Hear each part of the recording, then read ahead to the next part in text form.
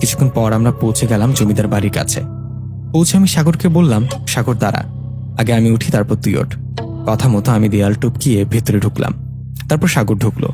চারিদিকে অন্ধকার, হাতের মধ্যে ছোট লাইটের আলোতে হাঁটছি। দূর থেকে বোঝা যাচ্ছে গার্ডেরা গেটের কাছে বসে আছে। আমরা অবশেষে ওদের চোখ ফাঁকি দিয়ে জমিদার বাড়িতে ঢুকলাম। অনেক পুরনো বাড়ি। আমরা সেখানে দেরি না করে তাড়াতাড়ি চলে গেলাম বাড়ির পেছনের বাগানে। সেখানে গিয়ে দেখি বাগানটা আর বাগান নেই, সেখানে জঙ্গলের মতো হয়ে গেছে। কুলসুম সেখানে দাঁড়িয়ে। আমরা সেখানে যাবার পর কুলসুম বলল, আসছো, কেউ দেখেনি তো? তখন আমি বললাম, না, কেউ দেখেনি। তাড়াতাড়ি বলো কোথায় মাটি খুঁড়বো। তখন কুলসুম এক এক করে 7টা জায়গা দেখিয়ে দিল। ওর কথা মতো প্রথম জায়গার মাটি খুঁড়ে সত্যি সত্যি একটা সোনা দানা ভরা কলস পেলাম। এতে আমি ও সাগর দুজন বেশ খুশি। এভাবে 3টা জায়গা থেকে 3টা কলস বের করে ঠিক তখনই কুলসুম বলে, এই ওই দেখো, সিকিউরিটি গার্ডরা লাইট হাতে এদিকেই আসছে, চলো এই 3টা কলস নিয়ে চলে আজকে। ওর কথা মতো 3টা কলস তাড়াতাড়ি করে নিয়ে জমিদার বাড়ি থেকে বেরিয়ে দৌড়াতে লাগলাম। উফ, অল্পর জন্য ধরা পড়িনি। যাই হোক, আমরা পেরেছি। আমরা এবার বড়লোক হব। সাগর আমার মধ্যে আনন্দের বন্যা বয়ে যাচ্ছিল। তখন আমাদের খুশি দেখে কুলসুম বলল, কি খুশি হয়েছে? এখন কলস 3টা খুলে দেখো কোনটা কি আছে। ওর কথা মতো প্রথম কলসটা খুলে সেখানে সব সোনা আর সোনার চেন পেলাম। দ্বিতীয় কলসটা খুলে দেখলাম সেটা ফাঁকা, কিছুই নেই। ওটা দেখে আমি সাগরকে বললাম, আরে সাগর, জমিদারের লোকেরা কি এটাতে কিছু রাখার সময় পায়নি নাকি? তখন সাগর বলল, হবে হয়তো, এটা রেখে কি লাভ, ফেলে দে। দেই বলে ফাঁকা কলসটা ভেঙে ফেলে দিলেন। 3 নম্বর কলসটাতে আমরা কলস ভর্তি সোনার মোহর পেলাম। এটা দেখে দুজনে অনেক খুশি।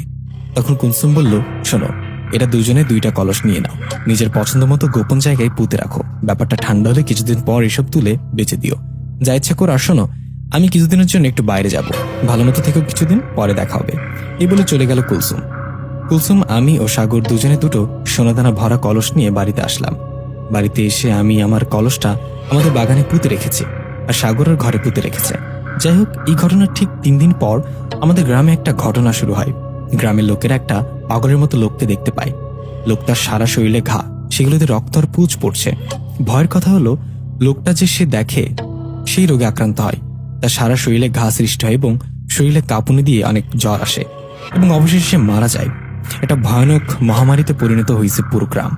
গ্রামের মধ্যে একটা আতঙ্ক ছড়িয়ে পড়েছে। যে ওই পাগলের মতো লোকটাকে দেখে, যার সারা শরীরে ঘা, ওনাকে যে দেখে তার শরীরে ঘা হয় আর কাঁপুনি দিয়ে জ্বর আসে, আর সে মারা যায়। একসময় অবস্থা এতটাই খারাপ হয়ে যায় যে সন্ধ্যা হলে কেউ ঘর থেকে বাইরে বের হয় না। কি জানি কখন চোখে পড়ে সেই লোকটা। কিন্তু এভাবে আর কতদিন থাকা যায়? এই লোকজন সবাই মিলে মেম্বারের সাথে দেখা করলেন।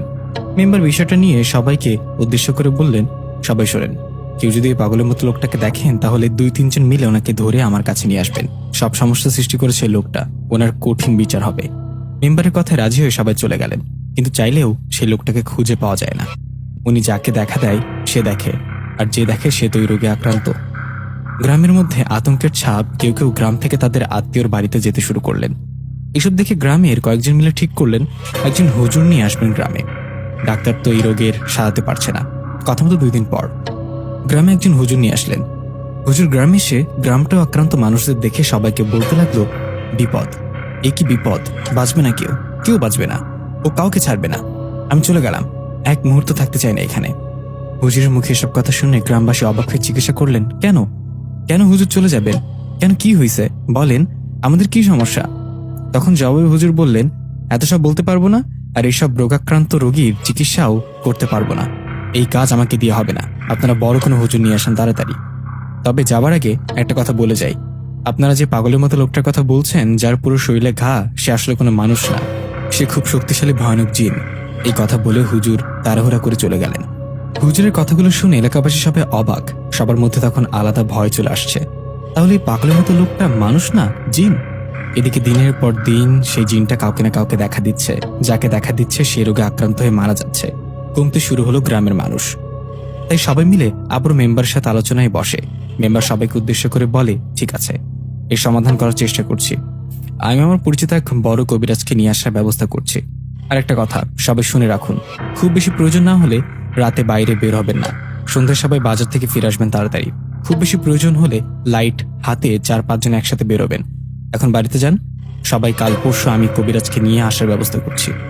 জিনের 2 মেম্বারের মুখে কথাগুলো শুনে সবাই চলে গেলেন যার যার বাড়িতে। এর ঠিক 2 দিন পর গ্রামে নিয়ে আসা হয় সেই কবিরাজকে। কবিরাজ গ্রামে এসে গ্রামের আবহাওয়া দেখেও সবার কথা শুনে বলে উঠলেন, এলাকার অবস্থা ভালো দেখছি না। এলাকায় বদজিনের নজর পড়েছে।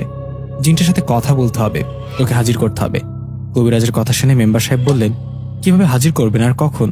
তখন কবিরাজ বললেন, আজকে রাতেই সবাই উপস্থিত থাকবেন, সবার সামনে জিনটাকে হাজির করব।